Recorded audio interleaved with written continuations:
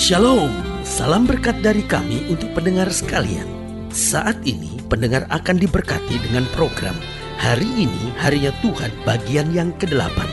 Sebuah program rohani tentang doktrin Alkitab yang menolong kita untuk semakin tertanam dalam kebenaran firman dan bertumbuh dalam kemuliaan. Bersama hambanya, Pendeta Gilbert Lumwendong, STH.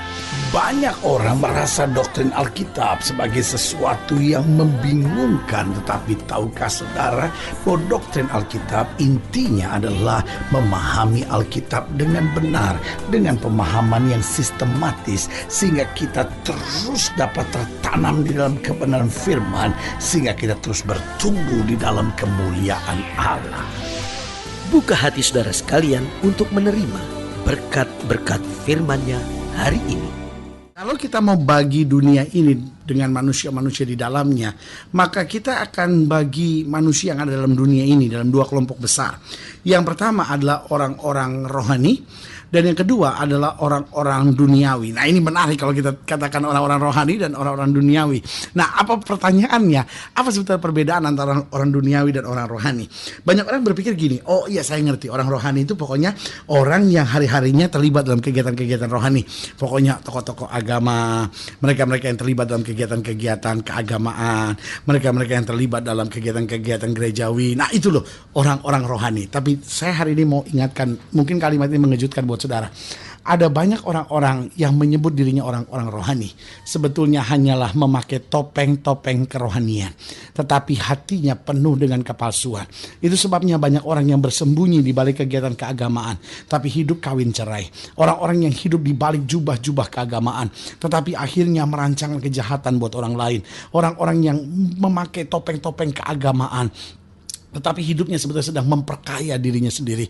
Orang-orang yang memakai topeng-topeng keagamaan dan menyebut diri sebagai orang-orang tokoh-tokoh agama, tapi terlibat dengan kuasa-kuasa kegelapan. Padahal dia sebetulnya seorang dukun, padahal dia sebetulnya seorang paranormal, dan sedang bersembunyi di balik jubah-jubah keagamaan. Orang-orang seperti ini hanyalah orang-orang munafik yang sedang bersembunyi di balik jubah kerohanian.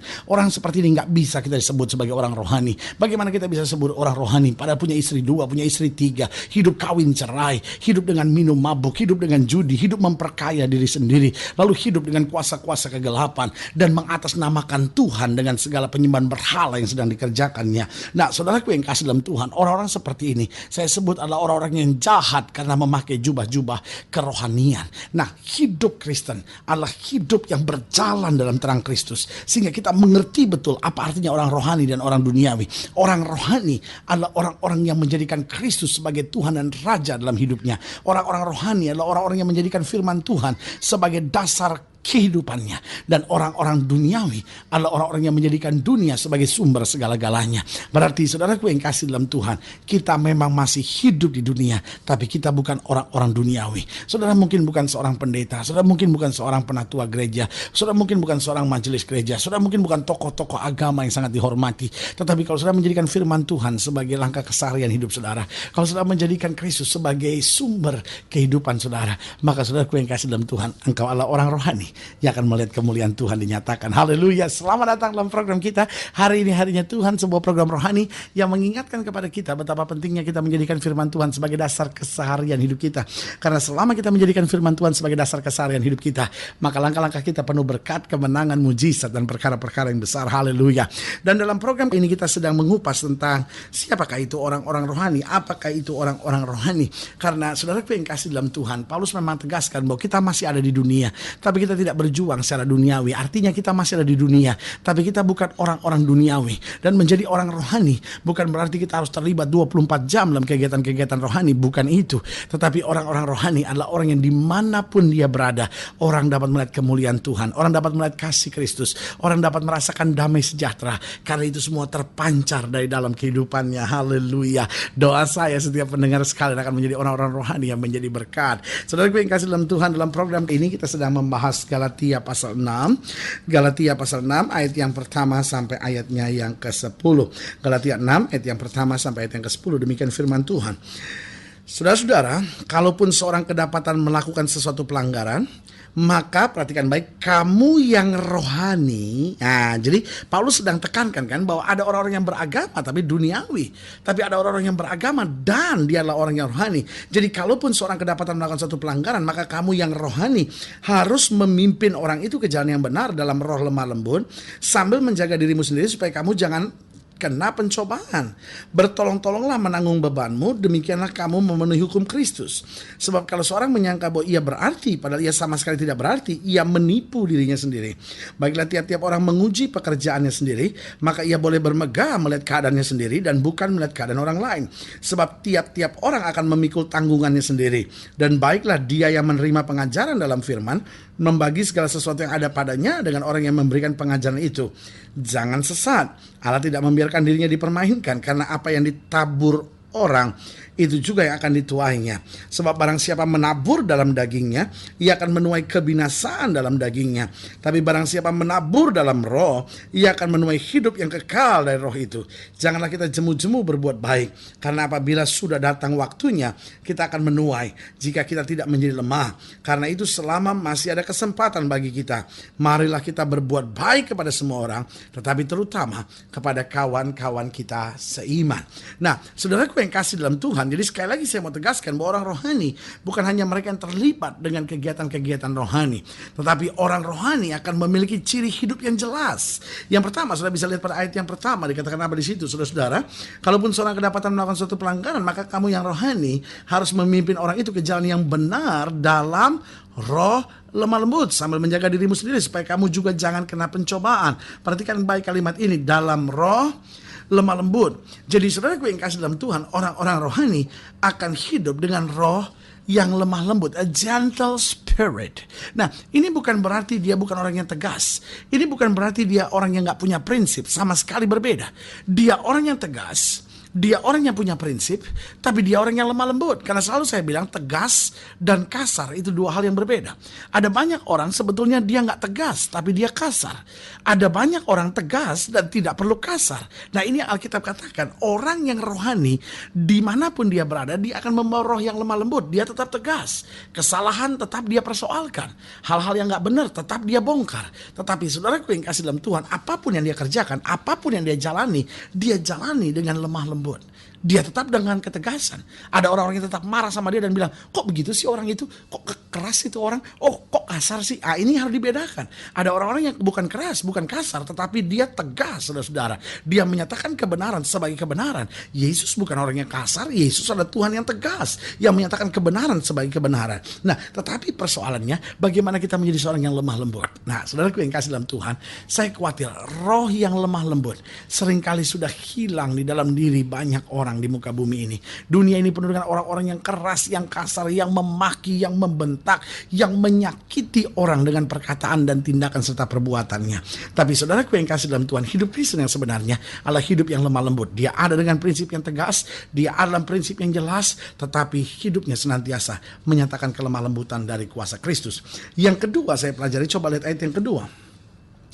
Di ayat yang kedua dikatakan, bertolong-tolonglah menanggung bebanmu, demikian kamu memenuhi hukum Kristus. Jadi yang kedua, orang rohani adalah hidup dengan kesiapan untuk menolong. Saudaraku yang kasih dalam Tuhan, orang rohani menyadari bahwa hidupnya ada karena pertolongan. Dia ada karena pertolongan Kristus. Dia ada karena pertolongan Roh Kudus. Dia ada karena pertolongan rahmat Allah dalam kehidupannya. Sehingga dia boleh ada sebagaimana dia ada. Paulus bilang begini, aku ada sebagaimana aku ada, semata-matanya karena kasih karunia Allah. Berarti dia adalah orang-orang yang menyadari bahwa dirinya hanyalah tertolong oleh kasih Tuhan, tertolong oleh anugerah Tuhan. Nah, saudaraku yang kasih dalam Tuhan, berarti waktu kita sudah menyadari kasih karunia Tuhan, kita bangkit menjadi orang-orang rohani, maka ini yang harus kita buat. Kita rindu menolong orang lain, kita rindu menolong orang lain agar berjumpa Yesus, kita rindu menolong orang lain agar dia menemukan kasih, kita rindu menolong orang lain agar dia mendapatkan damai sejahtera, kita rindu menolong orang lain agar dia menang atas menghadapi persoalan pergumulan hidupnya. Jadi yang pertama, orang rohani itu adalah orang yang hidup dengan roh yang lemah lembut. Yang kedua adalah orang yang hidup dengan kesiapan untuk menolong. Yang ketiga, coba lihat ayat yang keempat. Di ayat yang keempat dikatakan apa di situ? Baiklah tiap-tiap orang menguji pekerjaannya sendiri, maka ia boleh bermegah melihat keadaannya sendiri dan bukan melihat keadaan orang lain. Berarti yang ketiga yaitu hidup dengan menguji diri.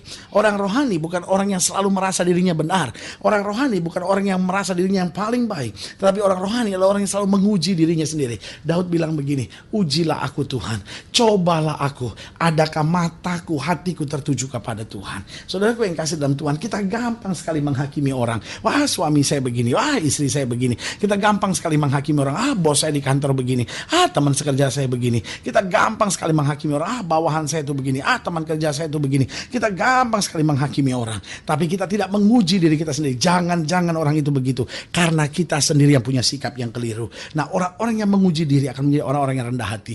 Orang-orang yang menguji diri akan menjadi orang-orang yang sabar. Orang-orang yang menguji diri akan menjadi orang yang belajar menerima orang lain dengan kekurangan dan kelebihannya masing-masing. Haleluya. Jadi saudaraku yang kasih dalam Tuhan, orang rohani yang pertama hidup dengan roh yang lemah lembut. Yang kedua hidup dengan kesiapan untuk menolong. Yang ketiga hidup dengan menguji diri. Dan yang keempat, haleluya. Coba lihat ayat yang ketujuh. Dikatakan jangan sesat. Allah tidak membiarkan dirinya dipermainkan. Karena apa yang ditabur orang itu juga yang akan dituaikannya. Berarti yang keempat saya pelajari, apa ciri orang rohani? Yang keempat, dia hidup dengan hukum tabur tuai. Dia sadar betul apa yang dia tabur, itu yang dia tuai. Dia tabur kebencian, dia tuai kebencian. Dia tabur kasih, dia tuai kasih. Dia tabur amarah, dia tuai amarah.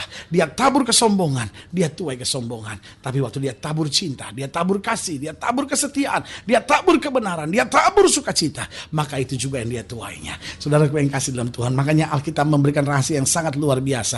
Apa yang kau tidak ingin orang lain perbuat kepadamu, jangan kau perbuat bagi orang lain itu.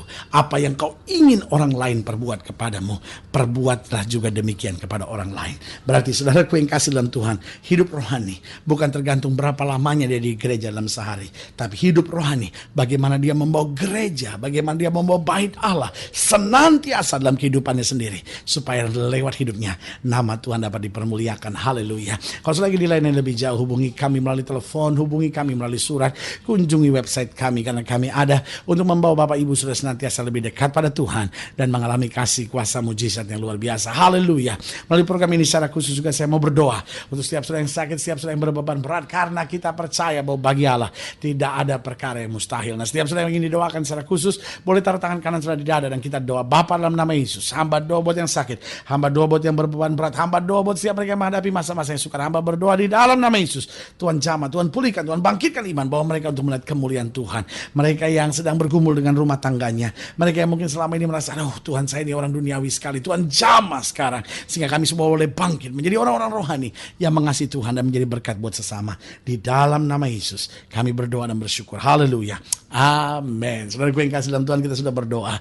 Ingat, Allah tidak pernah lalai menepati janjinya. Inilah saatnya buat kita untuk bangkit bersemangat, bersukacita dalam menghadapi segala perkara, karena kita tahu di dalam Yesus kita lebih daripada orang-orang yang menang. Doa saya menyertai saudara. Sampai berjumpa pada program berikut, dan jangan lupa jadikan hari ini harinya Tuhan. Haleluya.